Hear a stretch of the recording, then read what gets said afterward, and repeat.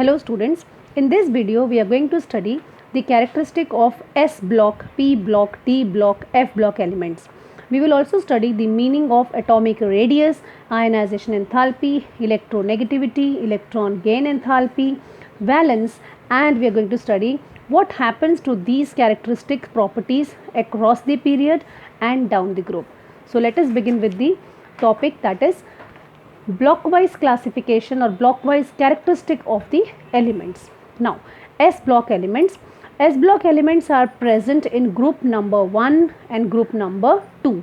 Group number 1 is known as alkali metals.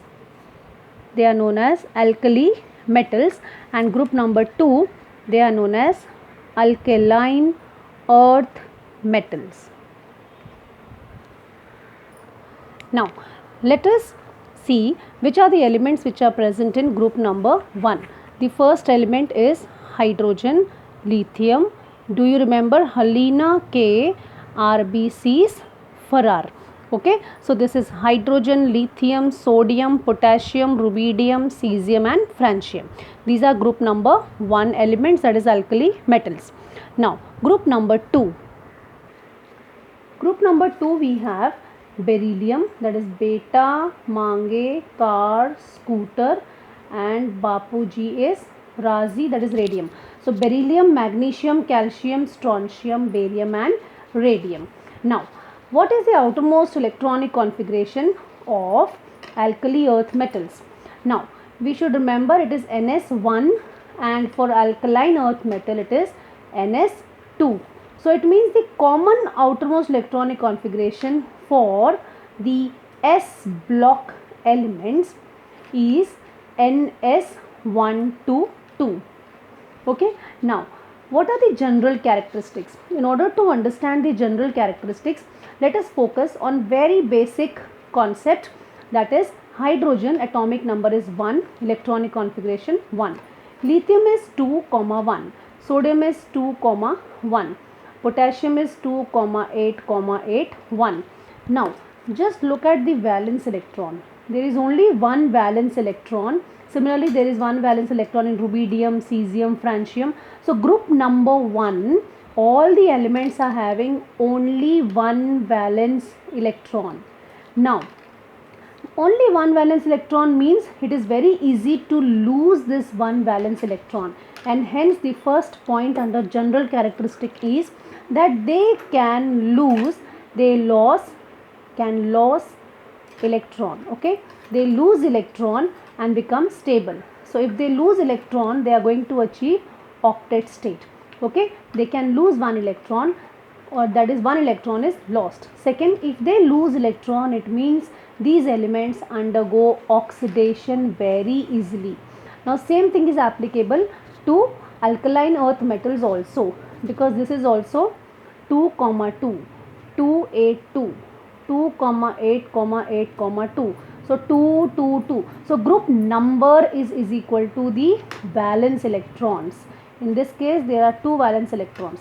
So same characteristics are applicable to both the group number 1 and group number 2. They can lose 1 or 2 electron easily. They undergo oxidation. Now if they undergo oxidation, they are very good reducing agent.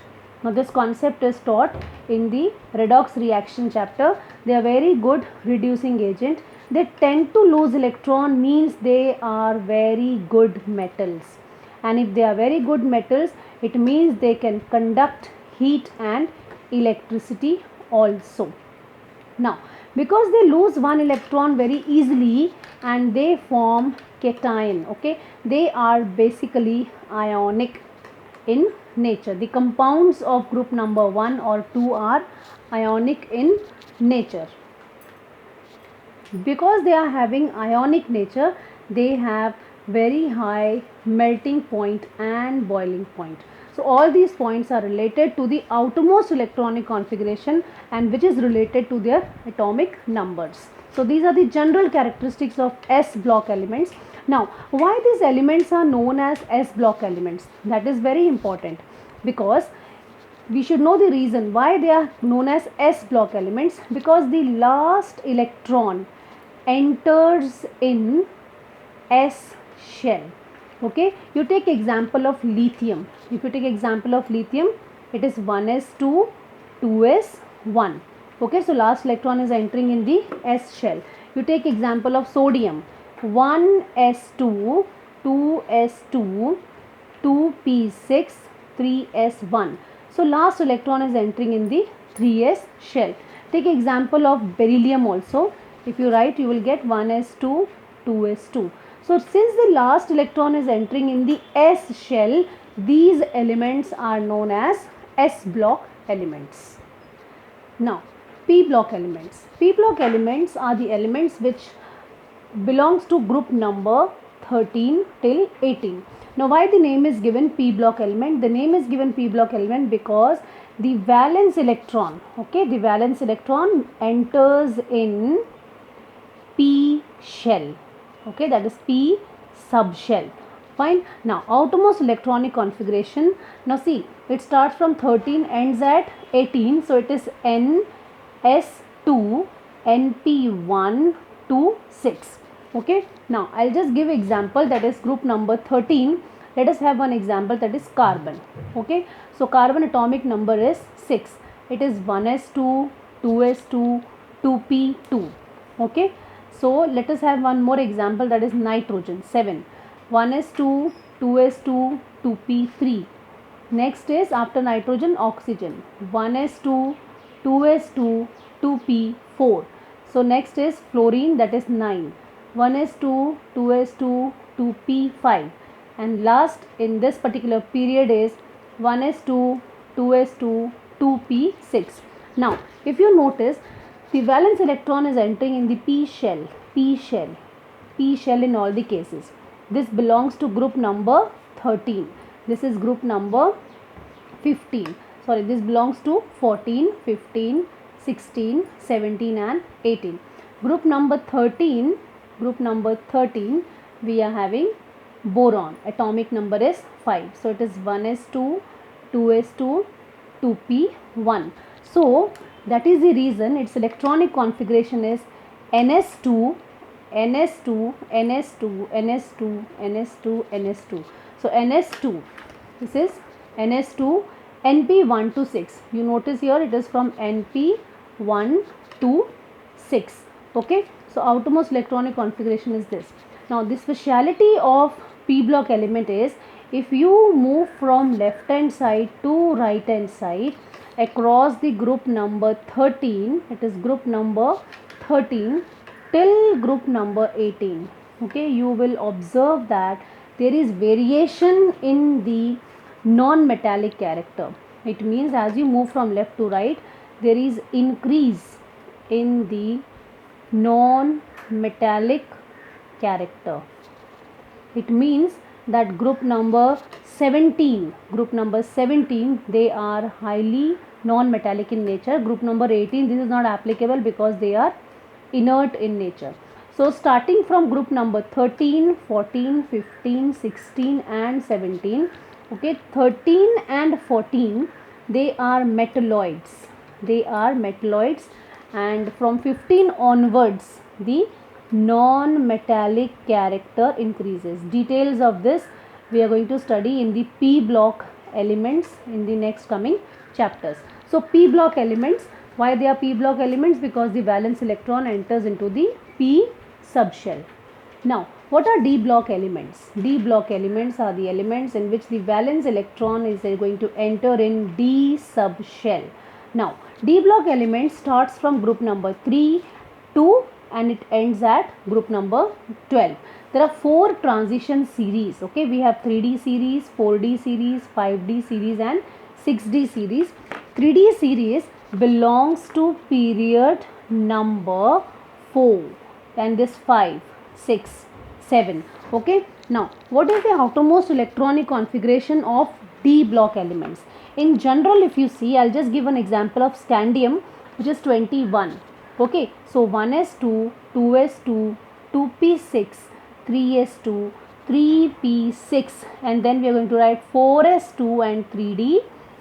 So 4, 10, 12, 18, 20, I'll write 3d 1.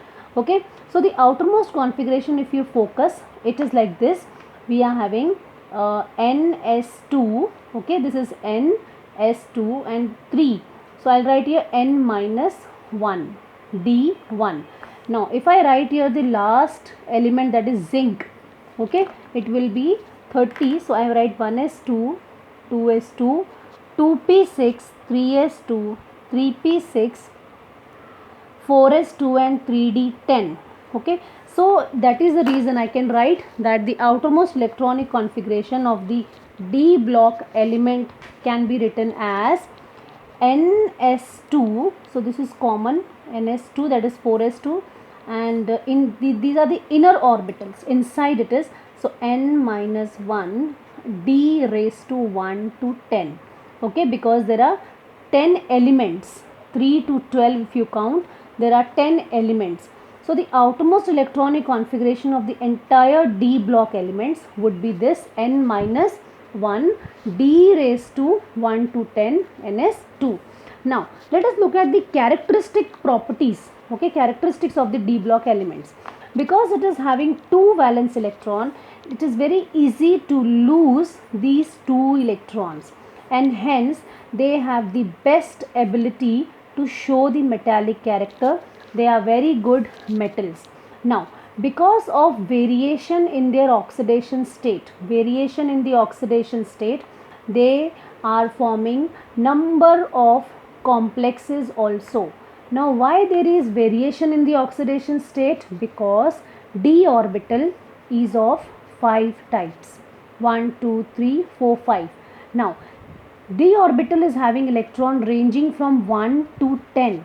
So there is chance that there will be presence of unpaired electrons, and if unpaired electrons are there, okay, then there will be variety of oxidation states. This we will cover in the d block elements. But to sum up the characteristic properties of d block elements, we have to remember that they can lose 2 electrons very easily. They are best metals. They have variety of oxidation states, and they are having unpaired electrons, and hence they are forming number of complexes, and they form highly colored complexes. Especially coordination complexes. Now move on to next, that is f block elements. Now f block elements, if you remember the previous video, group number is 3. Okay, group number remains 3 itself, but period number changes. If it is from period number 6 and group number 3, then 14 elements are kept out. They are called as lanthanides. Now these lanthanides starts from lanthanum and ends at lutetium. Now these are the total 14 elements. Lanthanum having atomic number 57, add 14 to it, it will be 71. So series are known as lanthanoids. But why are they known as f block elements? Because the valence electron enters in f subshell. Okay, so in this case, if you look at the electronic configuration, the last electron will enter into the f shell. So electronic configuration is n minus 2, okay, n minus 2 f 1 to 14, and here it is n minus 1 d1, and here it is ns2. Now this you will understand why it is ns2, but here why I have written n minus 1 d, because the electron enters in the lanthanum, that is d orbital, and after that the electron starts entering in f shell. So the electronic configuration concept also in detail is covered in f block elements video. But the outermost electronic configuration of lanthanides, you have to remember, it is n minus 2 f 1 to 14, because f is having capacity to hold 14 electrons. Now f block elements, we do have 5f series also.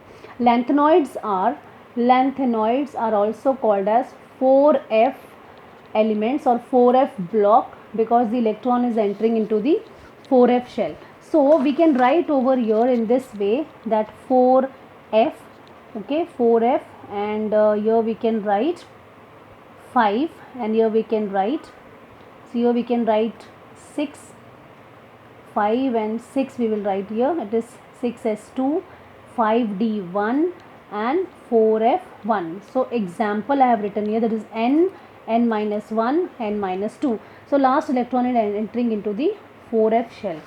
Next is actinoids. Actinoids are also called as 5f block elements because the electron is entering into the 4f subshell. Now what is the position of actinoids? It is present, or they are present group number 3, group number is same, and period number 7, and the first element is actinium. Okay, first element is actinium having atomic number 89 and it ends at lawrencium, that is Lr103. So you add 40 into it, you will get lawrencium, that is 103. Now the speciality of actinoids is that they are all radioactive elements. They are radioactive elements and some are artificially synthesized also. So here just to mention that they also act as metals, and they are radioactive elements, and they are highly reactive elements, and they are used in the nuclear weapons, etc. Now next is to start with very important topic, periodic trends in the physical properties. First property is atomic radii. Now what would be the meaning of atomic radii? If I say that this is an atom and this is the nucleus, okay, so nucleus is there and there are shells around the nucleus, okay. Now the distance between the center of the nucleus, so this is the center, distance between the center of the nucleus and the valence shell containing electron, okay, this distance between the center of the nucleus and the valence shell containing electron is known as atomic radii. Okay, distance between center of the nucleus and the outermost shell of an isolated gaseous atom. Now if I say what is the meaning of covalent radius? Now covalent radius, first we should know what is the meaning of covalent bond. Now all of us, we know that suppose this is nucleus, and it is just an example which I am giving you, 2, 8, 7. So when I say 2, 8, 7, I am talking about chlorine atom. Okay, so this is last orbital, second last orbital, this, and this is the center. So this is chlorine atom, this is chlorine atom. The distance between the nucleus of both the atoms which are covalently bonded, okay, we know that 7th electron is being shared between both the atoms. So distance between the two nucleus, okay, these are two nucleus, the distance between the center of two nucleus which are bonded covalently, that distance is known as covalent radii. Okay, so if I say this is A is the center of first nucleus and B is the center of second nucleus, then AB is a covalent radius. Now what is the meaning of ionic radius? In order to understand this, we must know what is the meaning of cation. See, an atom loses electron, an atom lost an electron and it becomes cation. Okay, I'll give example of this by writing one equation. Sodium is having 281, okay, it is losing one electron, so it becomes Na plus 1. Why plus 1? Because it has lost one electron. So this is now cation. Just look at the nuclear charge. Nuclear charge on sodium atom is 11, okay, plus 11, and the nuclear charge on the sodium cation would be what? It is going to be, yes, it is going to be plus 12. Nuclear charge is also going to be 11 itself, okay, but this is an atom and this is an cation. Now if you look at the number of electrons present in sodium atom, number of electrons are 2 plus 8 plus 1, number of electrons are 11, but number of electrons in sodium cation is 2 plus 8, that is 10. So just see this box, that plus 11 is in the nucleus and 11 electrons are around the nucleus, okay, but in this case plus 11 is the nuclear charge which is pulling the 10 electrons which is around the nucleus. So in this case, plus 11 nuclear charge is able to pull these 10 electrons more effectively. And if it is pulling the electrons more effectively, the size of this cation is going to be smaller. Hence, there is a give reason that size of cation is smaller. Size of cation is smaller than its parent atom. So size of Na plus is smaller than its parent atom, can be explained by this example. Next is anion. What is an anion? When an atom gains an electron, okay, it becomes negatively charged ion, which is known as anion. Now let us have one example in front of us. We are having chlorine and it is 287. It gains one electron and it becomes Cl minus 288. Now when it was atom, at that moment, what was the nuclear charge on it? Nuclear charge was 287. Nuclear charge was plus 17. And when it is anion, that time also nuclear charge is plus 17 only. But the number of electrons, see, number of electrons are also 287, that is 17. And number of electrons in this case, Cl minus, is 288 I have written, okay, 10 and 18 it is now. So in this case what will happen? Plus 17 nuclear charge is pulling 17 electrons.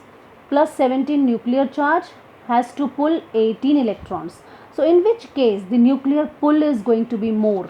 Yes, nuclear pull is going to be more in this case. And if the nuclear pull will be more in the chlorine atom, then what will happen? Its size is going to be smaller. Hence, there is a give reason that size of an anion is larger than its parent atom. So, this is the explanation for the give reason, that in anion, extra electron is added wherein the number of effective nuclear charge or number of protons remains same, and hence the nuclear pull is less in case of anion. Now, next is ionization enthalpy. Minimum amount of energy required to remove an electron from the outermost shell of an isolated gaseous atom. Let us understand this with the help of one example. This is the nucleus and we are having shells around it. Let us have one example that we have to remove this electron out. Okay. Now, you cannot go and remove the electron out. You have to provide some external force, and that is the energy. You have to provide some energy to this particular electron so that it overcomes the force of attraction. See, this electron is having a force of attraction from the nucleus. So when you provide the energy, when you provide heat to this electron, then this electron will cancel, will overcome this force of attraction, and it is going to come out. Now, ionization enthalpy is the minimum amount of energy which is required to remove this electron out. So, this is the meaning of ionization enthalpy. Now, let us study that what happens to the atomic size across the period. Across the period, what is going to happen? Number one, keep example in your mind. We have lithium, beryllium, boron, carbon, nitrogen, oxygen and fluorine and neon. Now, it is 2, 1, it is 2, 2, 2, 3, 2, 4, 2, 5, 2, 6, 2, 7. Now, what is happening across the across the period? That atomic number is increasing. So, I write here atomic number is increasing by 1. Okay. Electron is added in the same shell. Electron is added in the same shell. Okay. Electron is in the same shell. See, second shell. Electron is added in the second shell. Electron is added in the second shell. So, all the cases across the period, atomic number is increasing by 1. Electron is added in the same shell. There is increase in the nuclear charge. Nc means nuclear charge, and hence the atomic size decreases. So you have to remember that across the period atomic size decreases. Now across the period we have discussed, we'll discuss what happens to atomic size down the group. So I am writing down the group what will happen to the atomic size. Down the group, let us have example. We are having lithium, sodium, potassium. So it is 2 1 2 8 1 2 8 8 1. So if you notice in this case, the atomic number is increasing. This point is correct. Atomic number increases by 1. But the second point is electron is added in the new shell. See, this is the second shell, this is the third shell, this is the fourth shell. So we are going to write here point number 1, atomic number increases by 1. This is correct. But second point is electron is added in new shell. Okay, and hence the effective nuclear charge decreases. Effective nuclear charge decreases, and the pull of the nucleus on the valence electron is less. It means that pull of the nucleus towards the valence electron is less, and hence atomic size increases. So down the group atomic size goes on increasing. Let us discuss ionization enthalpy across the period. Okay, now across the period, this is the example that atomic size goes on decreasing. So number 1, atomic size goes on decreasing. It means that effective nuclear charge goes on increasing. So the nucleus pulls the valence electron very strongly, pulls the valence electron, okay, pulls the valence electron. Now if the valence electron is bonded to the nucleus very tightly, then what will happen? You will have to provide more energy to remove such electron, and hence across the period ionization enthalpy goes on increasing. It means if you want to remove electron from fluorine, last electron from the fluorine, you will have to provide more energy. So across the period atomic size, I'll just write here, atomic size goes on decreasing and ionization enthalpy goes on increasing. Now let us discuss what happens to the ionization enthalpy down the group. Okay, down the group. So I just write here ionization enthalpy down the group.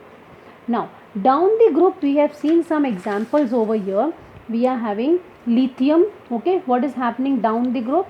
2 1 2 8 1 2 8 8 1. So down if you see, the atomic size goes on increasing. Point number 1. If the atomic size goes on increasing, the valence electron is loosely bounded to nucleus.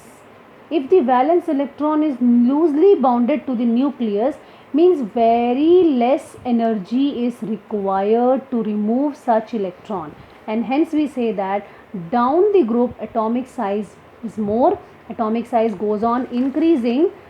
So atomic size goes on increasing and hence the ionization enthalpy goes on decreasing. It means in a group, if I say I am having Halina K RBCs for R, in that case the cesium will be having the least ionization enthalpy.